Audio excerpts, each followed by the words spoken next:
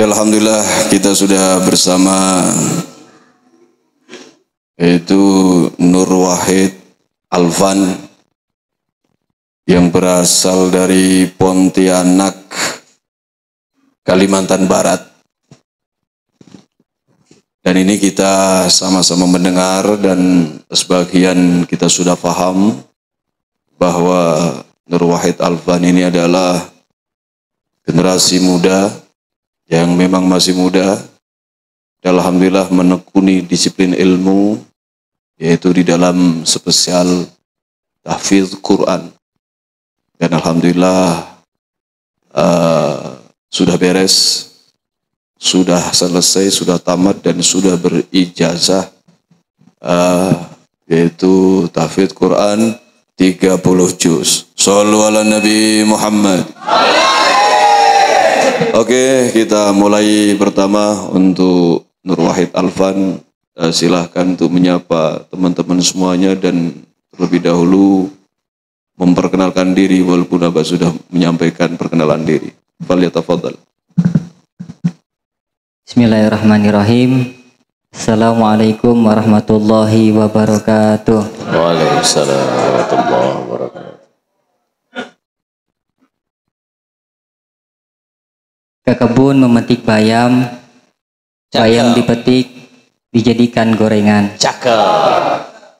Terlihat dari jawaban salam sepertinya para bapak dan para santri sedang banyak pikiran. Sedang mikirin apa bapak? Mikirin hutang. Ya, mudah-mudahan barangkali para jamaah yang sedang banyak masalah, sedang banyak kesusahan, semoga Allah berikan kemudahan. Amin. Semoga yang susah ngafal, Allah berikan kemudahan. Dan semoga yang sedang susah rezekinya, susah ekonominya, Allah berikan kelapangan. Amin, amin ya rabbal alamin. Kalau bukan karena bunga di taman, kemana kumbang kan menghisap sari. Cakep. Kalau bukan karena seiman dan setujuan, mana mungkin kita bisa berkumpul di tempat yang insya Allah diberkahi ini. Alhamdulillahi wa kafa, wassalatu wassalamu ala habibinal mustafa wa ala alihi wa sahbihi ahli sidiki wal wafa. Yang kami hormati Abah Athaillah, muassis Ma'had PPQ, dan juga para asatid, para ustazat yang mudah-mudahan Allah senantiasa berikan kemudahan, Allah berikan kekuatan untuk senantiasa memberikan bimbingan kepada para santri dan juga kepada para santri ikhwan dan akhwat. Mudah-mudahan Allah hiasi kehidupan kita dengan senantiasa murojaah menjaga hafalan Al-Quran. Amin ya rabbal alamin. Baik, seperti yang sudah disampaikan oleh gurunda kita bersama, bahwa memang asli saya Pontianak, Kalimantan Barat, tapi bukan berarti saya beberapa hari yang lalu dari Pontianak ke sini, ya. Aslinya saya tinggal sekarang di Cileunyi di salah satu pesantren Pondok Tahfidz Generasi Robbani Qur'ani, dan memang sudah dari tahun 2014 saya sudah mesantren dan sampai sekarang pun saya sedang mesantren. Ya, jadi kurang lebih 10 tahun Ustaz, 10 tahun. Dan umur Ustaz perlu? Umur, status, penghasilan. Status alhamdulillah seperti teman-teman santri. Kita statusnya sama ya, sama-sama single, jomblo fisabilillah. Singlillah. Naon ganteng eta? Naon eta garanteng maksudnya? Umur alhamdulillah bulan depan sudah memasuki 25 tahun. Dan saya ingin menyampaikan satu ungkapan dari dawuhnya Imam Syafi'i, ma fil muqabili dzi aklin wa dzi adabin min rohatin. Bagi orang yang berakal, bagi orang yang punya intelektualitas, bahwa berdiam diri di kampung halaman itu bukanlah tempatnya istirahat. Kalau bukan tempatnya istirahat bagaimana? Pindah. Fadail autona waghtaribi. Maka tinggalkanlah kampung halaman dan merantaulah. Wansop safir tajid iwadon amman tufarikuhu. Merantaulah. Maka kamu akan mendapati dari apa yang engkau tinggalkan. Engkau tinggalkan sanak famili, maka insya Allah engkau akan mendapati keluarga baru. Yaitu teman-teman baru, guru-guru baru. Ya. Dan wansop fa inna ladzizal aishi fin nasobi. Dan bersungguh-sungguhlah, berupaya keraslah, karena kenikmatan dunia itu akan terasa setelah engkau melewati yang namanya kesusahan dan kesulitan. Dan alhamdulillah saya bersyukur kepada Allah.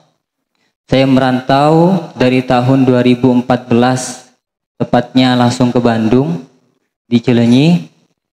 Dan saya menemukan banyak sekali keluarga baru.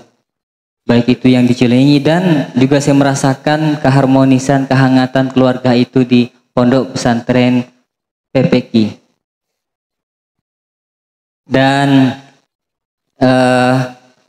saya beberapa kali sudah pindah pesantren, bukan dalam arti tidak lulus kemudian pindah, tidak, tapi alhamdulillah beres. Di pesantren di Bandung sudah jalan 3 tahun, kemudian melanjuti sekolah aliyah di Pandeglang, Banten, ya, tepatnya karena dapat beasiswa karena hafal Quran, kemudian melanjuti mendalami kitab dan memperkuat hafalan Quran di Malang, Jawa Timur selama 4 tahun. Kemudian balik lagi ke Bandung untuk khidmah ke pondok semula. Mungkin sekian Abah terkait biografi. Mohon maaf kepanjangan. Oke, alhamdulillah. Jadi merantau pertama kali ke Jawa langsung ke Bandung. Dan itu tahun 2014. 2014. Berarti umur berapa itu? Itu tamat MTS, Abah. Berarti kurang lebih umur 15 tahun. 15 tahun. 15 itu tahun. Udah balik itu waktu itu? Sepertinya kalau diingat-ingat masih belum pernah mimpi basah waktu itu, Abah. Tapi kalau sudah masuk 15 kan memang sudah automatically. Berarti baliknya, sudah balik. Baliknya dengan masuk umur 15 tahun. Ya. Masya Allah. Itu kalau Abah lihat namanya itu Nur Wahid Alfan. Nur Wahid itu memang anak yang pertama atau gimana? Kalau untuk urutan saudara, saya urutan yang ketiga. Dan mungkin kenapa kok dinamakan Nur Wahid Alfan, sebenarnya memang kalau ditelisik dalam bahasa gramatikal bahasa Arab sepertinya rada bermasalah ya Pak. Soalnya memang niatan orang tua itu artinya cahaya 1001 gitu. Tapi bahasa Arabnya Nur Wahid Alfan. Nur 1, Nur cahaya, Wahid 1, Alfan 1000. Cahaya 1.000. Tapi memang setelah saya tanyakan, orang tua itu niatnya memang tabarukan, tafaulan kepada salah satu guru yang namanya itu Nur Wahid Alfan, yang memang beliau itu ahli dalam bidang lughah, nahwu, sorof, dan harapan orang tua diberi nama Nur Wahid Alfan itu harapannya bisa seperti guru beliau. Jadi dinamakan Nur Wahid Alfan atau fokus di Nur Wahidnya bukan karena anak nomor 1. Bukan. Oke, karena itu tafaulan. Ya, karena tafaulan ke guru. Oke. Dan itu biasa dipanggil Alfan. Mohon, Alfan. Alfan. Saudara berapa semuanya? Saudara alhamdulillah 5. Dan saya anak yang ketiga. Berarti di tengah-tengah ya? Di tengah-tengah. Di atas 2, di bawah 2. Di atas 2 kakak, teteh. Di bawah adik laki-laki dan adik perempuan. Itu ibu ayah masih ada semuanya? Alhamdulillah masih sehat semua. Panggilnya ibu ayah atau apa itu? Bapak, mama. Bapak, mama ya. Memang kan saya blasteran Madura sama Melayu. Madura karena keluarga orang tua ayah itu merantau ke Pontianak, Mungkin dulu teman-teman pernah dengar yang namanya kerusuhan Sampit, Iya. ya antara Madura sama Dayak. Dayak ya. Nah waktu itu memang kalau saya ingin cerita sedikit ya, itu saya masih di pangkuan ibu gitu ya, masih bayi. Dan memang orang Dayak itu sangat luar biasa, bahkan aroma orang Madura itu tercium gitu. Iya. Dan alhamdulillah saya itu nggak tercium, Mbak. Soalnya kalau tercium juga sepertinya nggak Habis. ada. Oke. Jadi 5 bersaudara 5 bersaudara. dari perkawinan silang. Perkawinan silang. Ya. Di antara Madura versus Melayu. Melahirkan Nur Wahid Alvan. Terus di program Tafid ke Bandung itu langsung masuk program Tafid atau gimana? Ke Bandung tahun 2014 itu langsung sebelum masuk menghafal diuji dulu sama namanya Ustadz Ja'far. Diuji kalau tahap pertama harus sanggup untuk menghatamkan Quran 30 juz selama 3 hari. Dan setelah itu karena sebelum masuk ke GRQ, ke pondok yang di Bandung itu sudah dites via telepon waktu itu, dan syaratnya memang harus sudah bagus bacaan dan niat harus benar-benar kuat, siap untuk bermujahadah, bermukabadah, siap berlelah-lelahan dengan Al-Quran. Itu 2 syaratnya, siap bermujahadah dan siap untuk menghafal Quran ya. Siap bermujahadah dan sudah bagus bacaannya, baru langsung menghafal Quran apa. Itu posisi sebelum berangkat ke Bandung. Mohon sebelum berangkat ke Bandung. Itu posisi masih di Pontianak. Masih di Pontianak. Berarti tesnya atau pernyataan itu by phone. By phone. By phone. Terus menyatakan sanggup, iya. Sanggup. Berangkat tuh Berangkat. ke Naik Bandung. pesawat. Naik pesawat pertama kalinya. Oh gitu. Itu seorang diri itu sendirian aja itu. Enggak, ditemani sama ayah. Nah itu. Ini ada sedikit cerita menarik ya kalau Oke, ceritakan. jadi waktu di pesawat itu ya, ini kan karena orang kampung ya. Ayah itu memang di Pontianak memang bener-beneran kampung ya.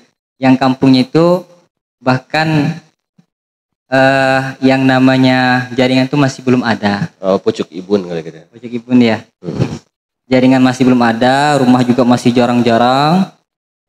Kemudian rumah itu halaman depan kanan kiri itu udah seluas lapangan bola. Nah, kata ayah ketika di pesawat, ya Allah, ini karena barokahnya Alvan bisa ngafal Quran, mau ngafal Quran, jadinya bapak keturutan bisa naik pesawat. Itu karena barokahnya menghafal Quran. Niat saja sudah tercium, sudah terasa barokahnya begitu. Apalagi menghafal, apalagi sudah menghafal Al-Quran. Iya.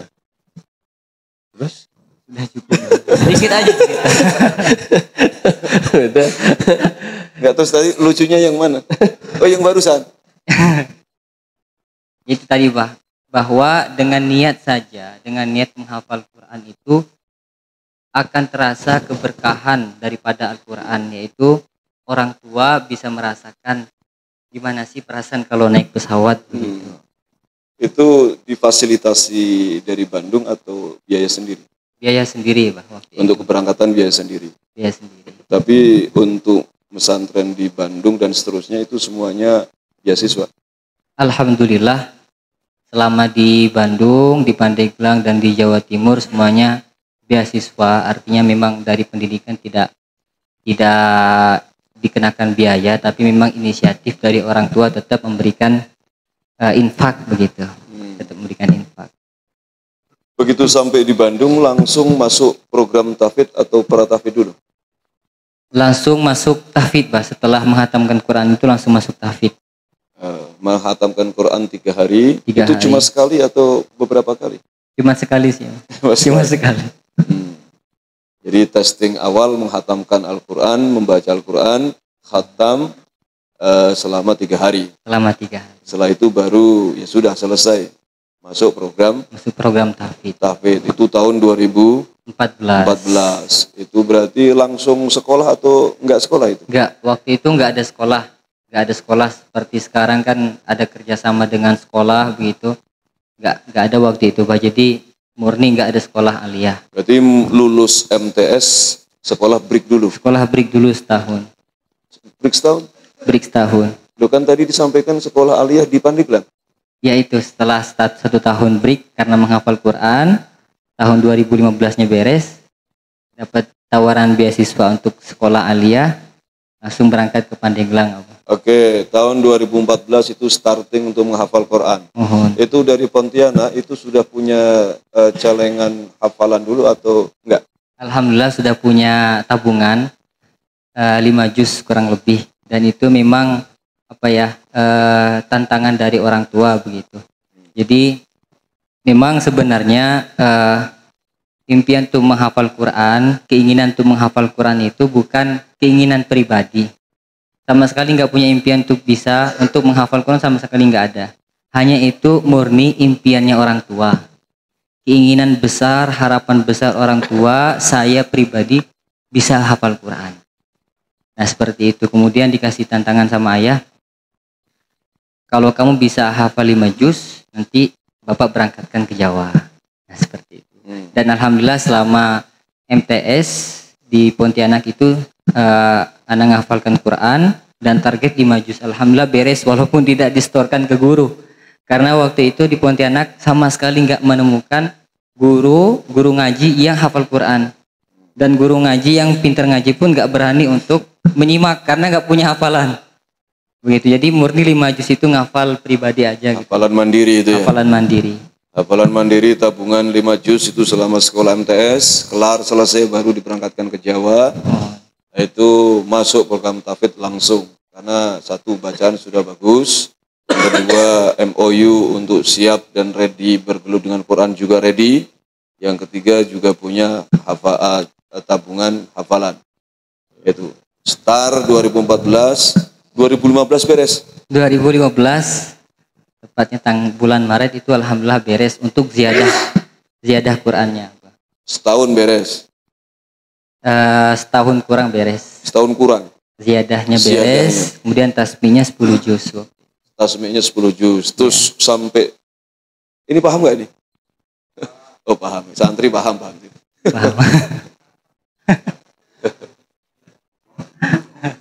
Jadi ziyadah itu berarti kan proses setolan hafalan, bukan ujian untuk diuji langsung, enggak.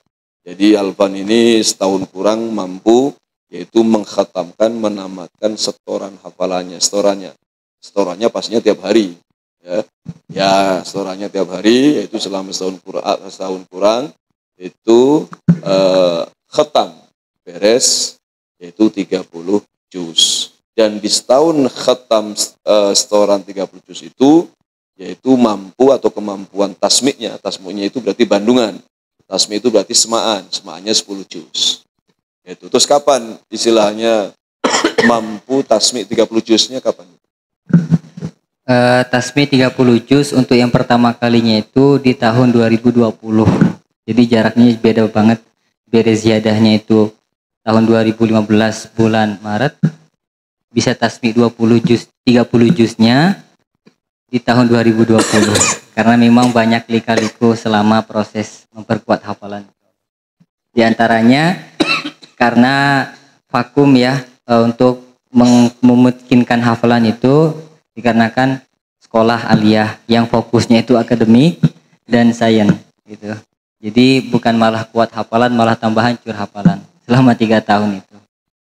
Nah, tapi 2020 itu alhamdulillah dinyatakan selesai tasmik 30 juz. Setelah tahun 2018 beres sekolah aliyah dan pengabdian, karena merasa hafalannya hancur, lihat akhirnya memutuskan untuk fokus memungkinkan hafalan di Jawa Timur, di Malang, Jawa Timur di Malang. Selama 2 tahun dari tahun 2018 akhir, tahun 2020 alhamdulillah beres memungkinkan hafalan. Berarti di Malang? Di Malang. Tasmi 30 juznya. Tasmi gimana? 30 juz yang pertama kalinya. Kemudian tasmi lagi yang kedua kalinya 30 juz tahun kemarin 2023 di Bandung. Di Di GRQ, di Pondok GRQ. Memang karena niatan pribadi ada program untuk tasmi 30 juz sekali duduk itu paling tidak 2 tahun sekali harus tasmi 30 gitu. Di Bandung. Terserah mau di Bandung ataupun di rumah gitu. Oh, begitu. Program pribadi. Bukan program pribadi, bukan program ke pesantren. Bukan program pesantren, program pribadi. Program pribadi. Oke, silakan Ustaz Mukti. Nah, kenawan tadi. Nggak saya niat nikah, Cak. Hafalan sudah selesai 30 juz. Itu kan usaha sedang merintis. Ya nanya boleh kan? Ya, silakan jawab. Pertanyaan itu agak berat sih. Tapi harus dijawab juga. Di antara pertanyaan yang paling berat ini, pertanyaan Ustaz Mukti. Untuk keinginan nikah Ustaz. Ya, Kalau keinginan nikah Ustaz memang dari dulu memang pengen Ustaz. dari umur berapa? 15 tahun? Dari umur 20 udah ada taukon keinginan kuat untuk nikah gitu sampai sekarang ya apalagi Ustaz. Ya, tuh. Terus yang menghalanginya apa? Yang menghalangi nikah ya karena banyak faktor Ustaz. Apa faktor-faktornya? Ustaz. Udah Ustaz. Ya, harus disebutkan, nanti semakin tua semakin gimana kan, apal hadisnya dia itu, ya masyarakat syabab man istata'a minkumul ba'at. Ba'atnya udah kuat nggak ba'atnya? Itu ya masalah di situ apa? Salah satunya Salah mungkin, Ustaz. satunya. Salah satunya. Oh, hafid Quran begitu kayak gitu. Gimana? Harus dikuatkan. Saya ambil ini ya, saya pengalaman pribadi. Siap. Saya nikah umur 25 ya. 25 kan sekarang kan? 25 Ustaz. Saya dulu nikah umur 25. Ya. Ngajar honor. Gaji sebulan 300.000. Masya Allah, gitu ya. Jadi 300.000 cukup naon. Yang sorangan ge beak. Ngeri bukan nama, gitu kan? Tapi saya ada niat di situ. Ya Allah, ya kumaha yang kawin tapi udah buka duit, yang sorangan wae gelieur. Gaya weh setelannya, setelan sama gaya gitu, pakai sepatu, pakai jas, pakai kemeja gitu. Digantungan ke Purabaya lempang lain gagayaan hayang ketemu ke Batu Lempang, teboga ongkos jangan ke Purabaya berani oke. Oh wah duit 2.000 acan saku teh.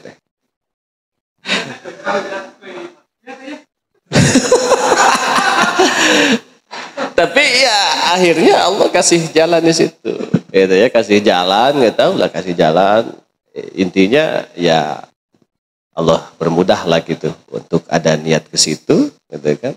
Ternyata Allah bermudah dan sampai saat ini alhamdulillah, gitu kan. Banyak kemudahan-kemudahan. Itu saya nggak yang bukan hafal 30 juz 30 ya. Iya kan? Terlebih orang yang hafal 30 juz itu harus punya keyakinan yang lebih strong daripada saya pribadi. Gitu ya. Benar nggak? Benar sekali Ustaz. Benar Ustaz. Benar kan? Benar. Setuju nggak? Versi Ustaz. Deal? Hah?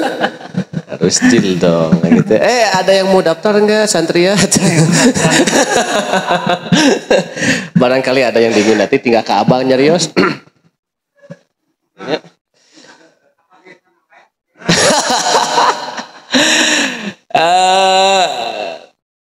Jadi mantapnya di bidang itu saya nanya di bidang itu saja, gitu kan? Mantapnya kira-kira harus dengan mantap itu di umur berapa itu maksimal gitu, memang harus menikah itu. Mau ada bekal atau enggak gitu. Memang soal mantap apa ini Ustaz? Mantap nikah.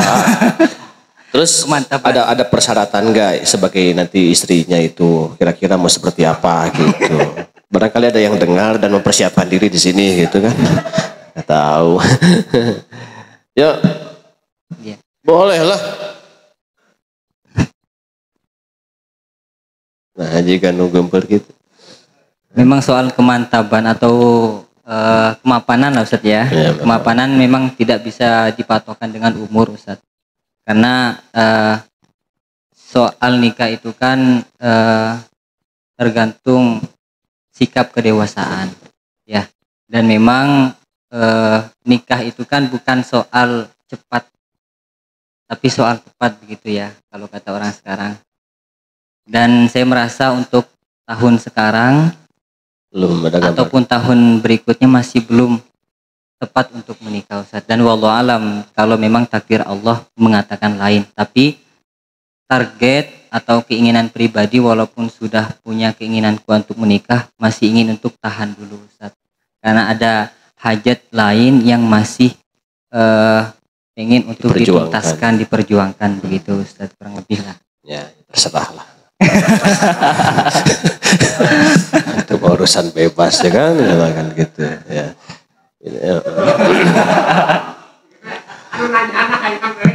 Enggak itu. Tapi calon belum ada kan? Alhamdulillah Ustaz nggak ada Ustaz. Enggak ada ya. Nggak ada. Dulu pernah cerita itu kan? Iya, kalau ditawarkan mah alhamdulillah banyak Ustaz. Emang salah satu rezekinya penghafal Quran itu banyak tawaran akhwat. Ini bocoran aja gitu ya. Makanya sing mantep penghafal Quran teh. Ya, soal akhwat mah urusan belakang gitu, nanti tinggal ngitung bagian 1, 2, 3 mana nih yang paling cocok gitu ya. Jadi tahapan koleksi dulu gitu, koleksi, seleksi, resepsi gitu, itu tahapannya, eksekusi. Ya baik Kang Alvan. Jadi sekarang tinggal di GRQ ya? Di GRQ Ustaz, GRQ. Ustaz. Jadi di GRQ ini mau sampai kapan? Nggak ada. Belum ada bayangan juga. Bayangan Ustaz, gambaran harus sampai kapan Ustaz. Karena memang ada niatan mau lanjut kuliah juga soalnya. Itu udah dari tahun kemarin mau lanjut kuliah itu kan? Iya, tahun ini juga. Ustaz insyaallah. Tahun ini ya. Ya. Sama-sama saya juga kuliah lanjutin. Ya. Jadi gaya. S2 gitu, S2. Steller kan itu. Liar. Apalagi Bapak, silakan Pak, lanjutkan Pak. Saya kan nyelangan nungkul, abakalkah jadi cicing. Jadi nikah itu hukum asalnya sunnah, gitu ya. Dan dari sana melahirkan beberapa hukum, gitu. Sampai di level wajib, bahkan bisa haram. Ya. Jadi memang ini dikembalikan kepada individu. Kalau memang menjeda untuk tidak nikah dulu, yaitu kembali kepada individu. Tapi asalkan dengan catatan lawang pantun untuk ruksak, gitu kan? Gitu.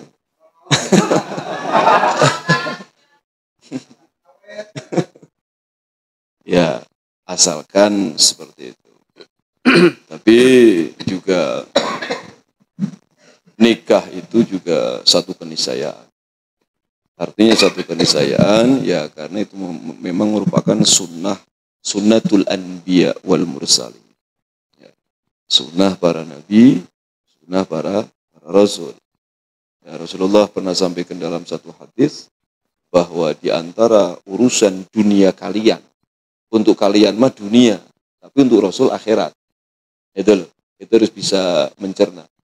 Ya, ada di antara urusan dunia kalian, kata Rasulullah, ada 3 yang aku suka. Salah satunya adalah nikah. Salah satunya adalah nikah. Sehingga nikah itu sunnah para nabi, sunnah para rasul. Ya. Yang kalau tadi sudah disampaikan Ustadz Mukti, dan memang untuk tidak tahun depan atau tahun 1-2 tahun ke depan, yaitu terserah Alvan. Tapi paling tidak jangan melahirkan satu madarat. Kalau melahirkan satu madarat, mending nikah. Gitu. Mending nikah. Loh, kalau ternyata kok istilahnya nggak ada calon, nggak punya calon, kok punya istilahnya prestasi ditolak perempuan, ya prinsipnya selama belum 1001 ya terus itu belum. Gitu.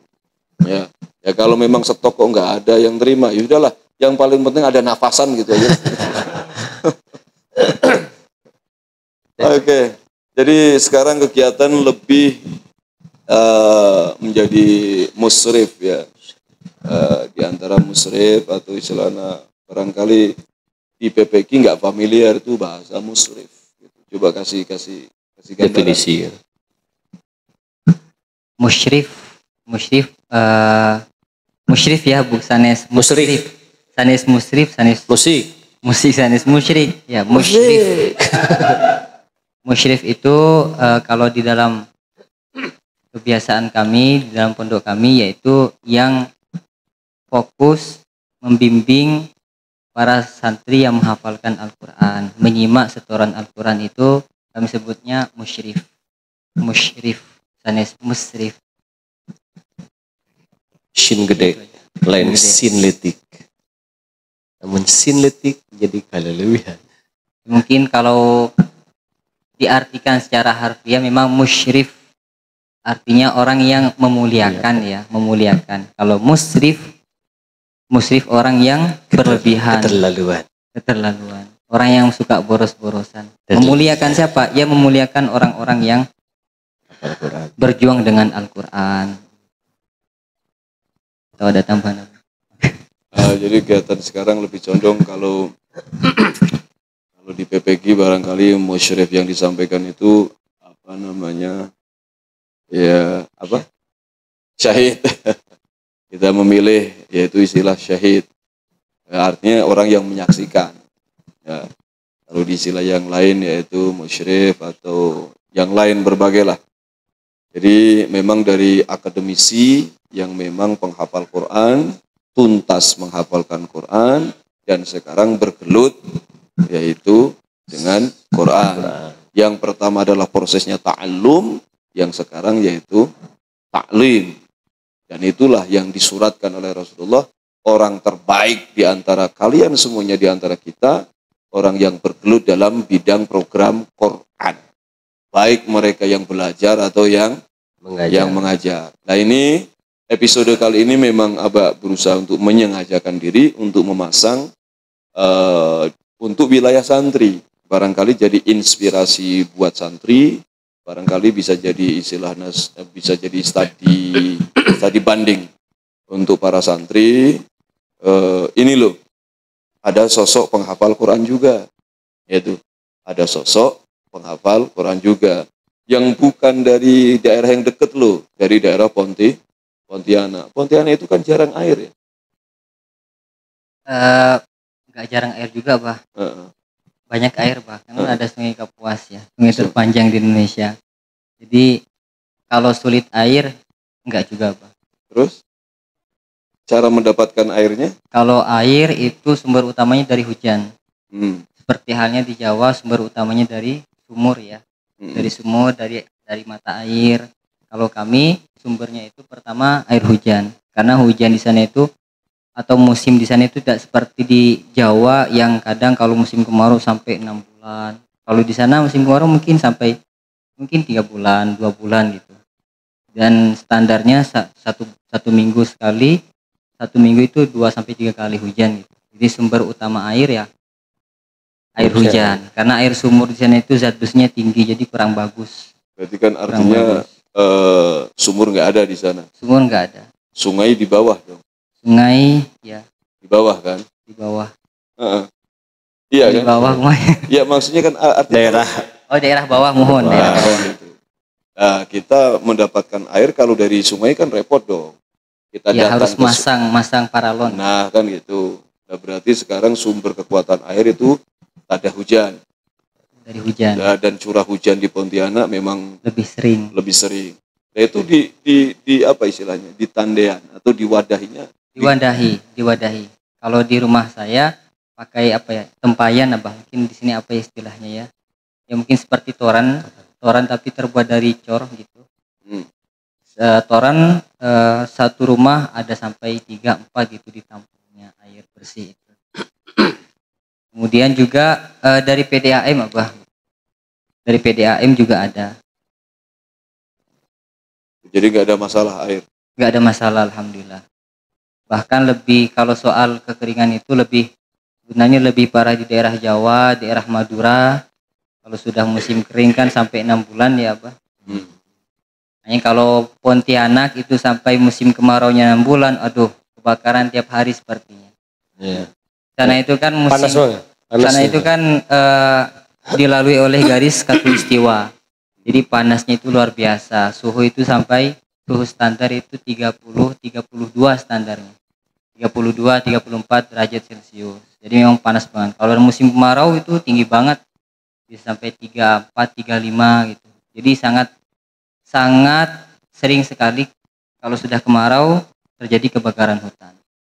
Apalagi nggak terbayang kalau sampai 6 bulan. Insya Allah kebakaran. Jadi kalau Pontianak itu sendiri apa sumber utama atau bertani atau apa itu? Kalau sumber pencaharian masyarakat tergantung Mbah. Kalau yang di daerah kampung itu sumber utamanya sawit, getah, itu apa sumber utamanya? Getah itu getah karet atau? Getah karet. Iya, getah karet dari pohon karet. Dari pohon karet. Kalau daerah kota ya kerja seperti biasa sih. Oke, masuk lagi tadi.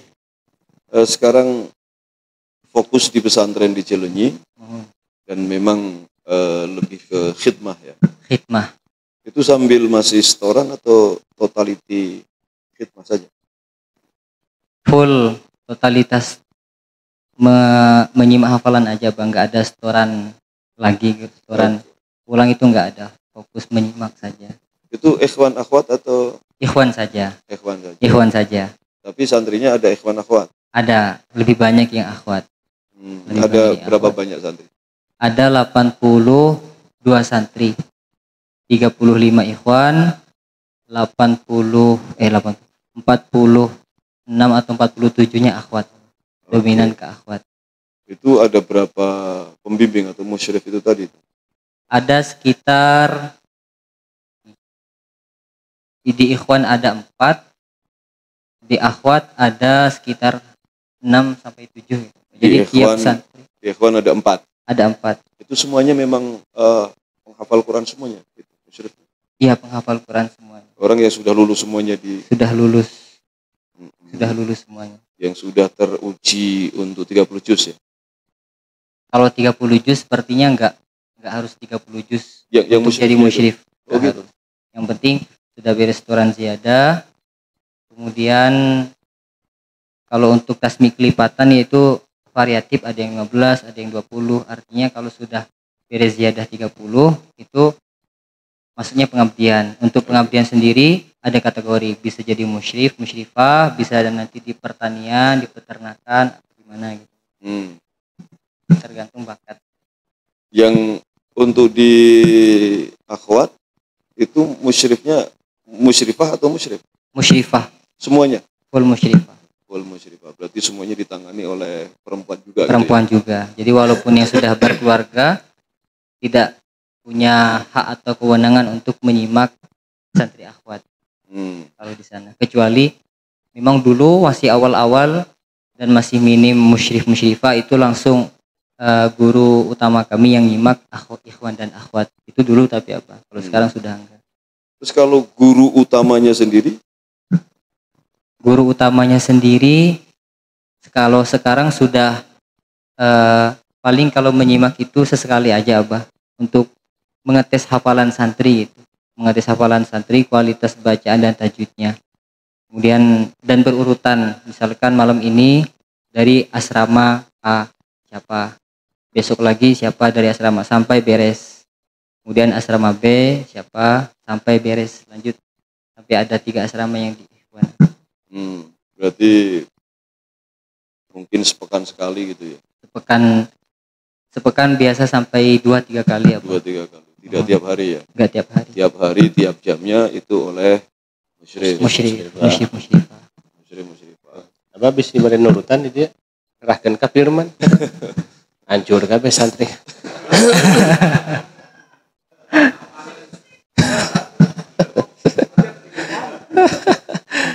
Allah karim. Ini santri-santri boleh bertanya, kalau tidak mau langsung silakan nulis pertanyaan, nanti diserahkan ke Abah. Gitu. Nah, kita bisa untuk studi kooperatif ya, studi komparatif, studi banding ya. Untuk studi banding silakan untuk mengajukan pertanyaan untuk kita bisa berwawasan. Oke, kalau cita-cita terbesar sendiri apa itu? Cita-cita terbesar. Cita-cita terbesar sebenarnya sampai saat ini masih belum terbayangkan, Abah.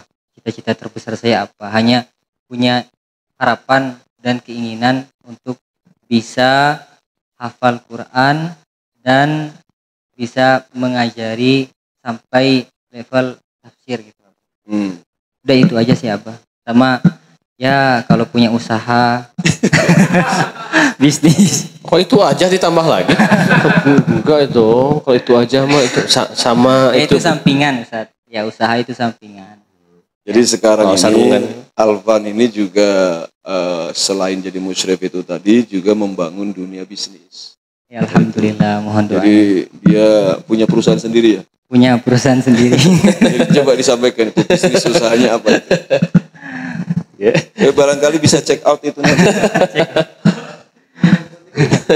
Jadi dari dulu memang punya keinginan untuk terjun di dunia usaha bisnis, hanya memang belum punya pikiran sama sekali mau terjun di bagian apa gitu. Nah, dan memang saya ingin sampaikan lagi-lagi cerita ya. Tahun kemarin barokah daripada silaturahim. Tahun kemarin saya memang seperti biasa tiap Rabu ikut halaku kitab bersama Abah, Ustadz Mukti, Ustadz Indra dan yang lainnya. Waktu itu ada Mang Ian. Kenal masih kenal Mang Ian Cikalong? Iya. Nah, beliau itu kan punya usaha produk basreng ya sama keluarganya. Kemudian datang ke sini sambil ngaji bawa basreng banyak dibagiin sampelnya. Orang-orang barangkali ada yang tertarik. Nah, waktu itu saya coba basenya, loh kok enak nih. Ya sudah, saya tertarik, saya jadi resellernya. Saya ambil waktu itu 2 bal. Nah, dari situ terus berkembang alhamdulillah, bukan hanya basreng, sekarang sampai ada sekitar 20 sampai 25 varian. Yang awalnya jadi reseller, sekarang alhamdulillah punya sekitar 12 reseller gitu dan punya karyawan. Dan Jadi entar dulu gitu.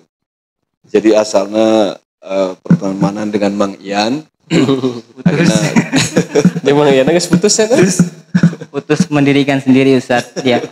Dari kenalnya Mang Ian, dari situ kemudian Allah kenalkan channel atau apa namanya?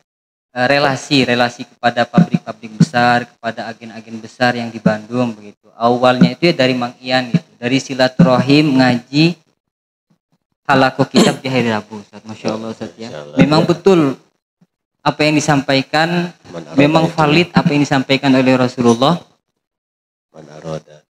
Man ahabba an yubsatu lahu fi rizkihi wa an yunsa'alahu fi asarihi falyasil rahimahu. Udah pada hafal nih yang barang siapa yang ingin diluaskan, dilapangkan rezekinya, dipanjangkan umurnya, hendaklah ia menyambung tali silaturahim pada keluarga, pada guru, pada teman-teman dan yang lainnya. Dan itu betul-betul saya merasakan gitu. Salah satu bukti realnya dari sini. Belum punya pengalaman sekali soal persenekan dan alhamdulillah bisa punya banyak relasi dan reseller begitu Abah. Oke, itu terjun ke dunia bisnis.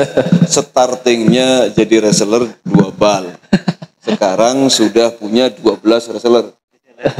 Dan karyawan-karyawannya berapa orang tuh? Cuma ada 2 sih Abah 2 karyawan. orang. Berapa digaji itu satu orangnya per hari? Pakai komisi Abah, komisi gitu. Jadi perbungkus sekian rupiah gitu Abah. Tergantung dia mampunya sampai berapa, itu yang digaji. Semakin banyak yang dibungkus, semakin banyak Rata-rata ujrohnya. mampu berapa mereka dapat ujrohnya? Ya biasa ngambil ujroh itu 1 atau 2 minggu sekali gitu. Ya per harinya mereka rata-rata mampu dapat berapa?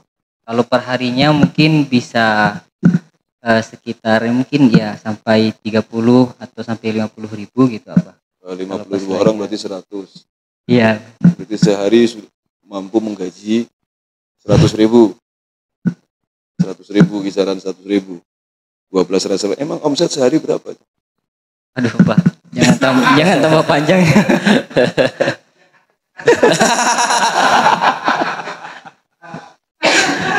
tambah melebar, tambah membahas duniawi ini apa? Ya intinya gitu apa? Intinya memang dengan menyambung tali silaturahim yang awalnya tidak punya gambaran untuk terjun dalam dunia bisnis di bagian apa, ternyata Allah bukakan dengan pintu yang tidak kita sangka-sangka begitu. Dan itu Masya Allahnya lewat perantara ngaji kitab, halakoh kitab tiap Rabu di Pondok PPQ. Masya Allah, Alhamdulillah. Itu target bisnis di 2005 itu sampai gimana ekspansi? Itu kan 22 varian itu tadi. Ya, Pak. Kalau target ya mohon doanya Bapak doana. Target tahun depan sebelum bulan Ramadan itu bisa mengirim barang ke Pontianak, karena di Pontianak itu jauh lebih prospek dan berprogres. Harapannya bisa ngirim sampai 1 ton gitu Abah. Kalau tahun kemarin cuma sekitar 100 kilo, target Ramadan tahun depan 1 ton gitu Abah. Oh, Amin. Amin. jadi tahun kemarin sudah dimulai Sudah mulai Abah. 100 kilo. Kurang lebih hampir 100 kilo. Nah itu 1 kintal berarti kan. Nanti tahun depan rencananya 1 ton. 1 ton. Satu Abah. depannya lagi ekspor. Satu depannya lagi Ekspor. 1 kontainer, amin. Masya Allah. Ya, dan ini tidak lepas dari Quran ya. Alhamdulillah. Dan asalkan catatan besarnya tidak terbalik nanti dunia ya. Jadi membesarkan dunia bisnis, jaya dunia bisnis, Qurannya justru hataman gitu. Kata mana maksudnya kita? Ya, ini jangan sampai terjadi dunia berbalik, bahwa kerajaan bisnis yang dimiliki itu tidak lain dan tidak bukan di dalam rangka yaitu untuk membesarkan Al-Quran, ya, untuk menjaga komitmen terkait mengenai masalah Al-Quran. Tadi harapan impiannya bisa mengajar atau ta'lim Quran, bisa ta'lim tafsir, dan juga memiliki kemandirian hidup gitu barangkali. Itu berarti mulai pertemanan, mulai perkenalan dengan PPQ, dengan Abah, itu kapan? Itu gimana itu? Ya, Pak. Jadi di pondok kami itu ada cabang, asrama cabang. Salah satunya ada di Kota Baru Parahyangan. Kota Baru Parahyangan dekat Masjid Ar-Rahman, tempat Imamul Kabir ini biasa imamin. Ya, tiap maghrib isya mulazamah istiqomah. Ya. Nah dari situ saya pribadi diam di asrama kurang lebih selama 6 bulan. Dan sedikit cerita bahwa mungkin sekitar 2 tahun yang lalu sebelum kenal PPQ, saya diterima di salah satu kampus di Arab Saudi, di Najran University, dengan persiapan yang ala kadarnya dan tidak ada harapan besar untuk bisa ngelanjutin, hanya sekedar tes-tesan saja. Dan karena lulus mendapatkan isyar qabul, dan Arab Saudi itu luar biasa ya Pak kalau memberikan beasiswa. Dan memang hampir semua kampus yang di Arab Saudi, di Madinah, di Mekah, di Jeddah, bahkan di Najran yang pinggiran Arab Saudi itu full beasiswa, fasilitas lengkap, dan diberikan uang jajan per bulan kurang lebih 800 real. Ya, 800 real kurang lebih 4 jutaan, hampir 4 juta. Dan kemudian ongkos PP juga gratis. Nah, waktu itu saya alhamdulillah keterima. Bulan depan tinggal berangkat. Itu girangnya, bahagianya luar biasa. Dan sebelum untuk serius, saya ikhtiar dulu, saya istikharah dulu, minta pendapat kepada guru. Guru saya yang di Bandung mensetujui, mangga silahkan, bagus insya Allah. Kemudian minta restu lagi, minta ridho kepada guru yang di Malang. Ternyata nggak diizinkan. Nggak diizinkan dengan alasan ya bla bla bla. Intinya tidak diizinkan. Dari sini berat hati untuk menerima keputusan seorang guru. Bahkan sempat untuk menyalahkan itu. Kenapa harus nggak dikasih ridho, nggak dikasih izin untuk berangkat kuliah, padahal kan itu sebuah kebaikan gitu. Salah sendiri, kenapa harus minta ridho, tinggal berangkat. Tinggal berangkat Ustaz ya. salah, harusnya langsung berangkat. Tapi guru saya berpesan bahwa ikutilah apa yang disampaikan sama guru. Insya Allah apa yang kamu inginkan itu walaupun tidak tercapai akan Allah ganti dengan sesuatu yang lebih baik. Ya, akan Allah ganti dengan sesuatu yang lebih baik. Dan saya merasakan beberapa bulan kemudian, kurang lebih sekitar 2 bulan, nah Allah kenalkan saya sama Ustadz Mukti. Kemudian diajak untuk ikut halakoh kitab di pondok.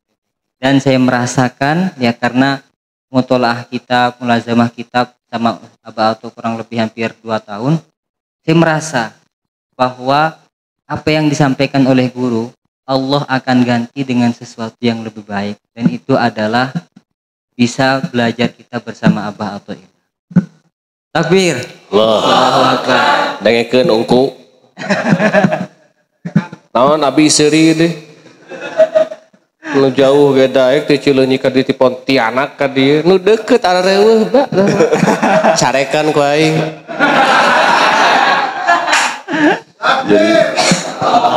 Jadi memang betul ini Alvan ini berarti sudah berapa tahun kita ya? Lebih hampir 2 tahun Abah. Dari Alvan ini alhamdulillah istiqomah 2 tahun setiap Rabu walaupun dari Cileunyi. Ya, berarti Cileunyi itu ujung Bandung bagian timur, kita di Padalarang ujung Bandung bagian barat. Tapi alhamdulillah istiqomah. Istiqomah berangkat ke PPQ, kita buka kajian kitab, baca kitab gitu ya. Yang walaupun betul tadi yang dekat malah kakak Cileunyi. yang di PPQ malah kakak Cileunyi ya. Neangan poyo meureun. Ka Cileunyi meureun. Waduh. Kedua. Tapi memang Abah, salah satu kenapa kok saya paksakan untuk harus belajar, tetap harus ke PPQ tiap Rabu, itu salah satu pesan wasiatnya guru yang di Malang. Memang kamu walaupun sudah jadi ustadz, sudah ditokohkan di masyarakat, jadi tokoh masyarakat, jangan sekali-kali berhenti untuk mencari guru. Sepintar-pintarnya kamu harus tetap cari guru, harus tetap mutolaah, harus tetap mulazamah kepada seorang guru yang jauh lebih alim daripada kamu. Jangan merasa sok alim sudah merasa pintar. Sampaikan bahwa Al-Imam Ibnu Mubarak pernah berkata, la yazalur rajulu aliman ma talabal ilma fa idza dhanna annahu qad alima faqad jahila. Ya. Orang itu akan senantiasa tetap dikatakan alim kalau memang dia masih punya jiwa thalabul ilmi, tetap mau belajar, tetap mau cari guru walaupun sudah tua, sudah punya anak 3. Masya Allah nih ya, saya juga salut. Kalau saya pribadi karena masih jomblo ya, tidak ada tanggungan, tuntutan, tidak ada alarm otomatis, bang. Tapi Ustadz Mukti, ya Ustadz Mukti sudah punya anak 3 Ustadz. Iya, 3. Jalan 4 Ustadz. Istri 1. Masih. Masih 1 Ustadz ya. Minal khaifin bukan. Jadi alhamdulillah yang diantara yang jadi mesin untuk kajian kitab di Tim Asatid hari Rabu itu ya ini berdua ini, Ustadz Mukti Ali sama Alvan ini. Ini alhamdulillah istiqomah. Ustadz Mukti Ali juga istiqomah. Cuma Ustadz Mukti Ali itu resign atau enggak istiqomahnya itu untuk seruan tahfidz Qur'annya. Itu. Resign Ustadz, resign. Asli resign Ustadz. Kalem.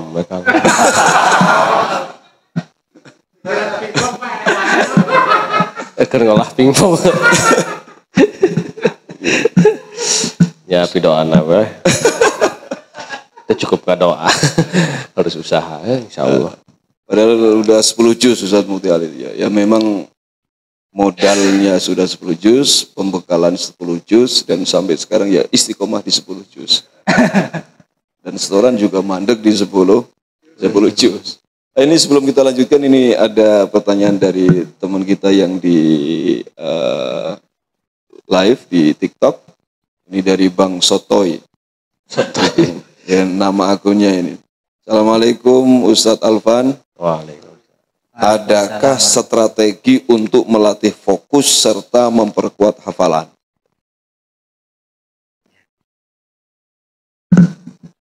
Strategi khusus untuk fokus Untuk fokus serta memperkuat hafalan. fokus menghafal Al-Quran. Memperkuat hafalan Quran.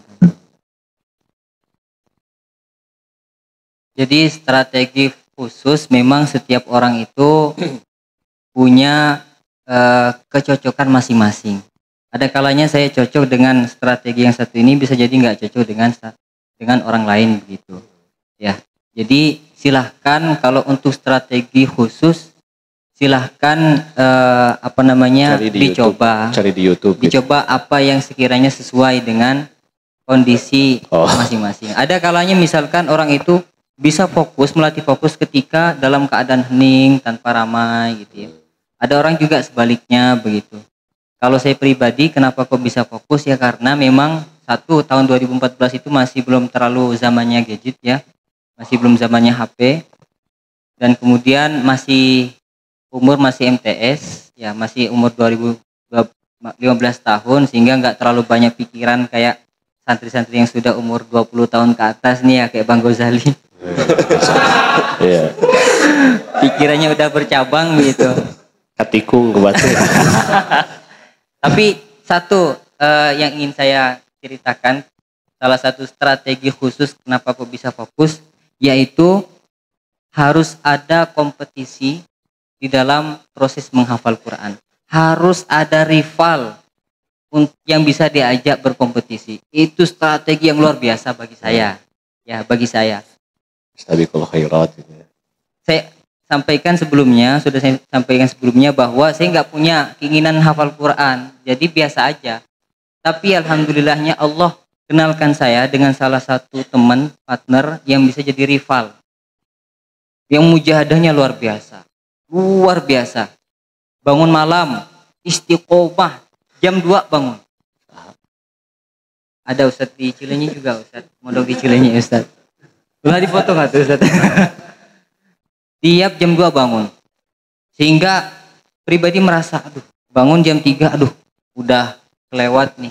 Ya, udah kebalap, bangun duluan. Kalau bangun duluan, berarti kan udah start duluan, sudah kalah murojaah, kalah ziyadah duluan dalam segi waktu. Kemudian dia puasa sunnah, bukan hanya sekedar Senin Kamis, tapi puasanya Daud.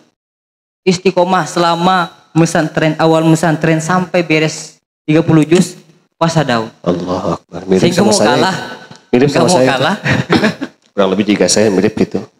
Alhamdulillah. Puasa Daud. Puasa naon, Ustaz? Puasa eta. Alhamdulillah dari awal Asia. saya juga puasa Daud sampai beres Quran. Yaitu bukan karena keinginan pribadi, karena ada kompetisi. Sehingga dengan puasa Daud makan lebih sedikit. Ya, waktu lebih banyak. Waktu ngumpul kan kadang nggak kerasa ya, waktu makan itu pasti lama banget ya, sambil ngobrol, ngahuleng. Nah, tambah ngerokok deh. Itu udah habis waktu banyak gitu. Tapi kalau dengan puasa, waktu nongkrong itu nggak ada. Gitu. Kemudian makan paling satu hari cuma 2 kali. Iya, puasa. Dan sahur itu aja. Dan makannya pun sedikit gitu. Sehingga waktu lebih efisien. Kemudian teman satu hari bisa ziyadah 4 halaman. Saya mampunya cuma 3 halaman. Tapi bismillah, saya kejar. Satu hari harus 4 halaman. Gimana pun caranya.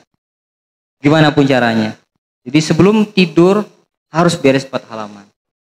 Itu alhamdulillah Abah, kenapa kok bisa lebih cepat beres Qur'annya, beres ziyadahnya, dikarenakan ya karena ada kompetisi. Teman mampunya 4 halaman tiap hari. Masya Allah, itu nggak kebayang mujahadahnya seperti apa ya. 2 halaman aja kita udah oleng Ustaz ya. Udah batu-batu itu 2 halaman, apalagi 4 halaman. Dan itu disetorkan 1 kali. Bukan 4 halaman, 4 kali setoran. Besok paginya langsung setor 4 halaman mungkin. Jadi dulu waktu Abah menempuh studi lah, katakanlah studi. Iya, bahasanya rada keren sendiri. Menempuh studi spesialisasi gramatika Arab. Itu setiap hari insya Allah Abah mendurasikan waktu setelah mengikuti kajian jam 9 malam beres, jam 9 itu sampai jam 12 malam itu paling minimal. Rata-rata sampai jam setengah 3 atau jam 3 malam. Itu untuk murojaah, mutolaah, menghafal semuanya. Rata-rata dari jam 9 malam sampai jam 3 malam. Itu sudah kita mengantongi hafalan, mengantongi mafhum maksud, mengantongi pemahaman, itu mengantongi teori, mengantongi soal jawab yang kita bikin sendiri, dan pencarian sudah pagi. Abah cari rival, dan rivalnya harus orang yang di atas Abah untuk check up bagaimana kualitas saya. Dan di mana pertarungan ring fightingnya di sawah. Karena kita sama-sama jadi tim khidmah ya, yang di sawah mama gitu. Nah, itu setiap hari selalu seperti itu. Terus kemudian dulu waktu istilahnya karena merasa dari keluarga yang tidak punya dari keluarga yang tidak punya background, maka satu sumpah yang istilahnya yang dicamkan, saya kalah dengan kau he temanku. Kau anak ajengan, kau enak istilahnya segala kebutuhan terpenuhi apapun gitu. Keningratan ada di dirimu, status sosial ada dirimu, karena secara otomatis kau adalah anak ajengan. Tapi satu, demi Allah, urusan ilmu aku nggak mau kalah. Itu yang jadikan nilai rivalitas. Terus ketika masuk di program tahfidz, sebenarnya Abah program tahfidz itu Abah terlambat. Karena Abah masuk di program tahfidz itu umur 21 tahun.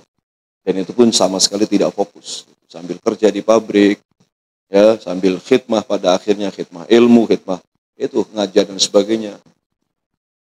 Fokus itu baru di sesi berikutnya, Makanya Abah lama. Waktu itu Abah 5 tahun.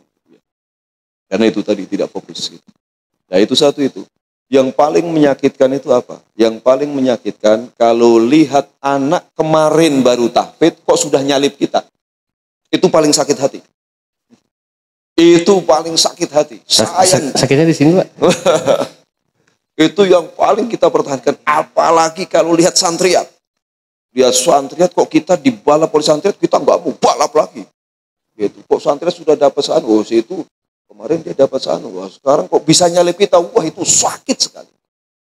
Itu sakit sekali. Itu yang bikin kita itu bikin kompetisi. Bukan sebaliknya, aku orangnya mah kalem kok.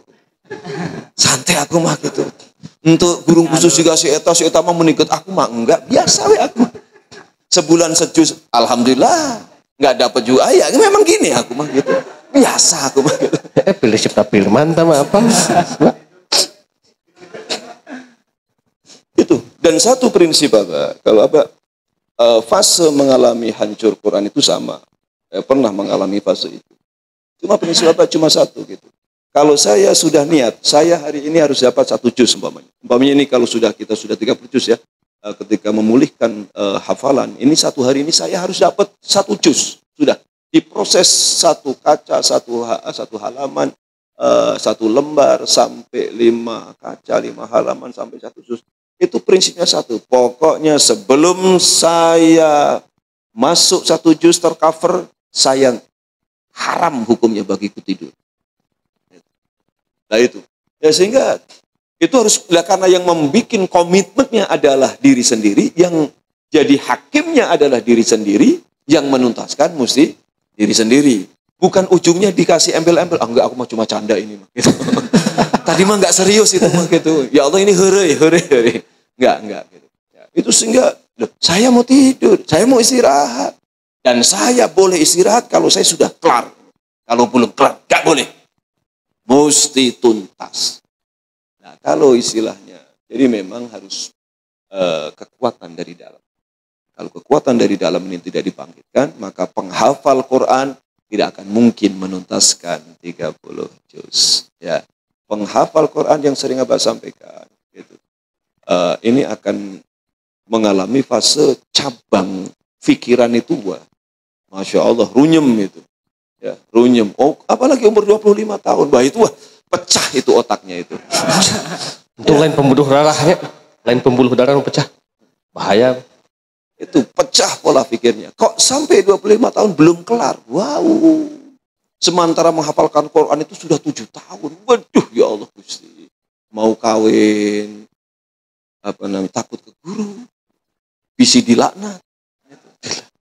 Apalagi santri dulu. Santri dulu itu nggak ada rumusan kok kawin duluan, Quran belum hatam. Nggak ada. Itu santri mal'unun. Santri terlaknat itu. Itu santri terkutuk. Itu nggak ada santri dulu yang berani. Gitu. Santri dulu yang berani itu nggak ada. Nggak ada. Santri ya sudah. Gitu. Menunggu restu guru. Menunggu instruksi guru. Menunggu mandat guru. Yuk kawin silakan. Yuk pergi dari pondokku silakan. Dulu. Kalau sekarang santri sudah istilahnya cerdas sekarang, sudah bisa improvisasi sendiri. Gitu. Nggak perlu izin langsung sudah hilang. Kemana itu anak ya? Ternyata sudah hilang gitu. Nah itu santri-santri sekarang. Nggak berani kalau santri dulu. Nggak berani kalau santri dulu. Ya, jadi kalau Ustaz Muqtalim menyampaikan pernikahannya umur 25 tahun dan Alfan ini sampai 25 tahun juga belum nikah. Kalau dulu abah nikah umur 30 tahun. Itu pun setelah didispensasi 3 tahun. Itu. Awalnya diizinkan nikah umur 33. Kalau santri sekarang nggak tahu apa itu yang akan terjadi. Gitu. Guru goblok dasar. Gitu. Indit ahing mah. Gitu. Kalau santri sekarang. Santri dulu, woi, Masya Allah, patuhnya ke guru. Siuna ke guru. Kusabab dibolehkan, izinkan nikah umur 33 tahun. Nurut. Gitu. Walaupun pada akhirnya dikasih dispensasi 3 tahun. Akhirnya diizinkan nikah umur 30. Padahal niat atau ngebet mau nikah umur 25-20. Itu ngebet mau nikah. Harus nunggu sekian lama. Oke. Ya oke, itu tadi dari pertanyaan dari Bang Sotoy. Ya, di akun TikTok. Barangkali begitu ya. Dan satu lagi, di dalam beberapa manuskrip disampaikan tidak mungkin orang itu mencapai ilmu, mencapai khazanah atau bahkan lebih, yaitu dalam bidang Quran kalau tanpa dia mau membaca doa Allahumma alhimni ilman afqahu bihi awamiraka wa nawahiyaka warzuqni fahman a'lamu bihi kaifa unajika birahmatika ya arhamar rahimin Allahumma rzuqni fahman nabiyyin wa hifdzal mursalin wa ilhamal malaikatil muqarrabin birahmatika ya arhamar rahimin Allahumma akrimni binuril fahmi wa akhrijni min dhulumatil wahmi waftah li abwaba rahmatika wangsyur alayya hikmataka ya dzal jalali wal ikram birahmatika ya arhamar rahimin ya dzal jalali wal ikram dan birahmati arham. Itu tambahan dari Abah. Aslinya enggak ada teks itu, teks ijazahnya dan itunya enggak ada ya dzal jalali wal ikram dan birahmati arhamar rahim. Itu tambahan sendiri dari Abah tambahin. Tambahan tiap di Pak, walhamdulillahirabbil alamin. Ujungna tiap dinya. Nah, itu kata kuncinya ya. Kata kuncinya yaitu harus mau berdoa kepada Allah. Memang harus itu untuk kefokusan itu memang semakin dini semakin cepat, semakin baik. Semakin cepat semakin baik. Semakin usia dini untuk menjadi penghafal Quran itu semakin baik. Nah ini silakan santri-santri yaitu bekerja keras lah, swing ekstra yaitu. Makanya ini Abah hadirkan ini penghafal Quran 30 juz. Lika-likunya bukan sekadar teori. Ya, lika-likunya bukan katanya, tapi ini adalah pelaku, bukan pelakor loh, gitu. Ini pelakunya, pelaku program tahfidz Quran. Dan insya Allah Abah juga pelaku program tahfidz Quran. Ritme, dialektika, dinamika, bagaimana menghafalkan Quran itu betul-betul kita merasakan. Dan satu yang memang menjadikan nilai itu menjadi tertuntaskan, besarnya adalah dari diri sendiri. Kalau tidak dari sendiri, wah itu nggak bisa Quran itu. Oke, silahkan Alfan kasih apa istilahnya ya, kasih ya kalau kita hitung strata, kalau secara usia barangkali ada yang di atas Alfan santri, biasanya di atasnya. Ya? Kalau 25 juga. Nah. Tapi kalau strata Quran ini kalau usia barangkali ada yang di atas Alfan, tapi untuk strata Quran berarti Alfan ada di depan. Gitu. Biasanya yang selalu terdepan kan janda gitu. Yeah. Yang Yamaha. Yang Yamaha, Pak. Oh ya, Mas. Yamaha. Barangkali silakan bisa memberikan apa namanya Kata-kata terakhir. apa treatment atau istilahnya langkah-langkah. Kalau wejangan kan terlalu tua ente gitunya gitu. Bukan wejangan lah istilahnya untuk bagi-bagi Motivasi. ya, motivasi untuk bagi-bagi pengalaman supaya bisa menuntaskan program 30 juz. Ya. Ini secara umum aja nggak apa-apa ya Abah.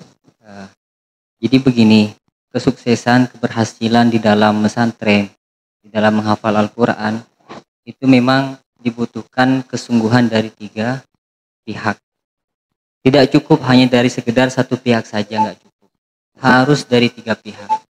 Yahtaju fit ta'allumi wa tafaqquhi ila jiddis salasa. Dibutuhkan di dalam proses nyantri, proses mondok, proses memperdalami ilmu agama kepada kesungguhan dari 3 elemen. Siapa 3 elemen itu? Pertama al-muta'allim, yaitu kita sendiri, ya selaku yang menghafalkan Al-Quran. Harus sungguh-sungguh. Sungguh-sungguh, gambaran mudahnya yaitu labudda li talibil ilmi min tahammulil masyaqqati wan nasabi wat ta'abi fi safari ta'allumi. Harus nggak boleh enggak bagi santri, bagi yang hafal Quran untuk mampu menanggung, mampu menahan rasa sakit, rasa susah, rasa capek selama proses nyantri. Mampu menahan rasa susah, rasa capek. Udah capek menghafal Quran ini 2 halaman. Tapi target 3 halaman. Jangan sampai tidur sebelum 3 halaman beres. Mampu untuk menahan rasa capek itu. Udah capek nih Abah. Ngantuk luar biasa. Wudhu belum mempan. Ya, cuci muka nggak mempan. Berdiri nggak mempan, jalan.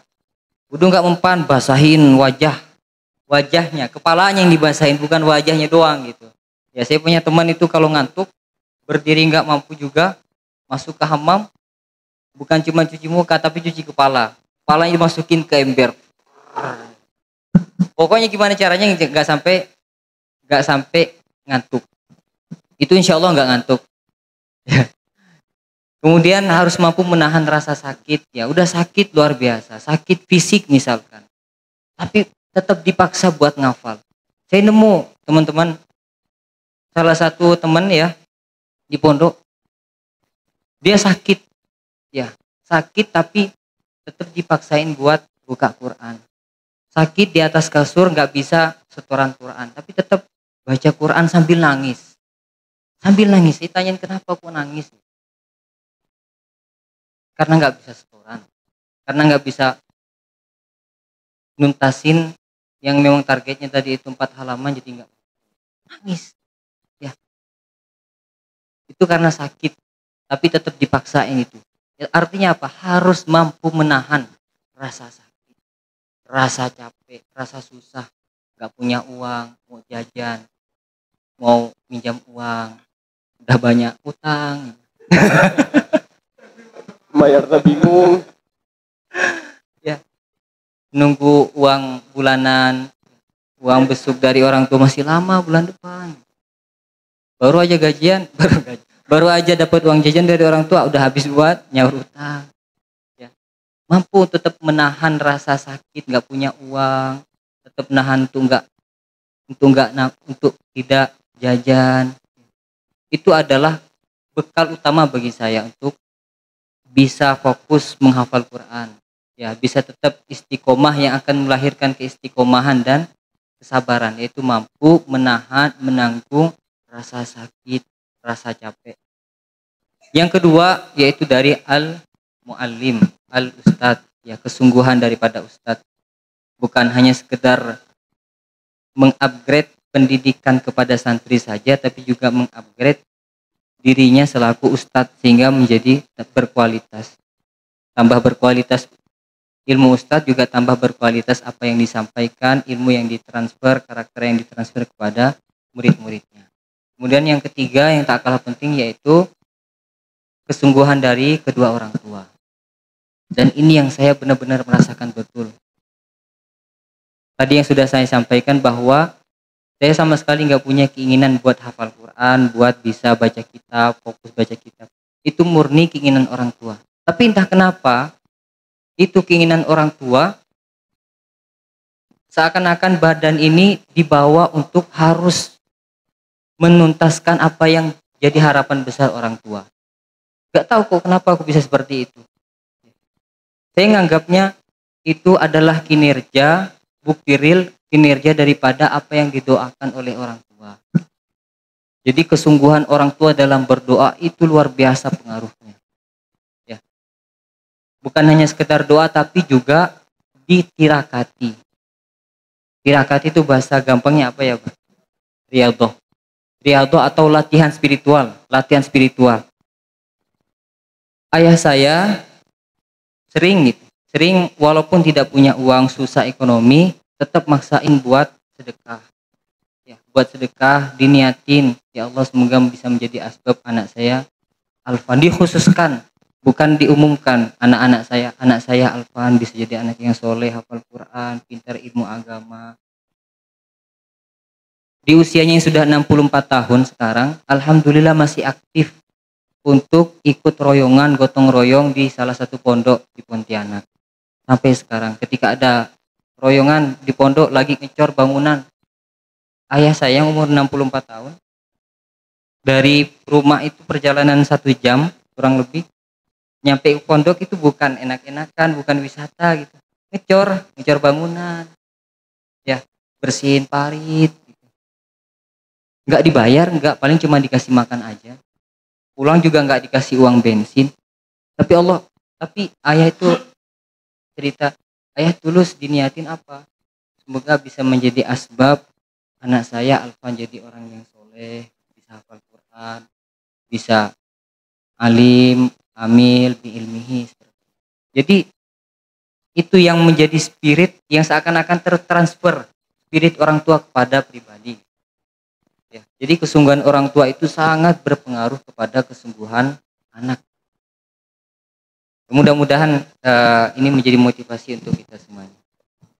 Oke, jazakallah san jazak. Barangkali apa yang disampaikan oleh Alfan barusan juga menjadi closing statement untuk kesempatan hamdalah di sesi episode malam ini. Barangkali walaupun sedikit atau banyak, tapi tetap ada, insya Allah ada mutiara hikmah, mutiara manfaat, mutiara nilai-nilai keberkahan buat kita semuanya, dan terkhusus untuk para penghafal Quran, ini harus menanamkan di dalam dirinya untuk menjadi dan menuntaskan hafalan Qurannya 30 juz. Tugas kalian semuanya yaitu saat ini adalah menjadi penghafal Quran. Dan nanti setelah itu selesai, tugas tidak paripurna. Karena tugas yang kedua adalah menjadi penjaga hafalan Quran.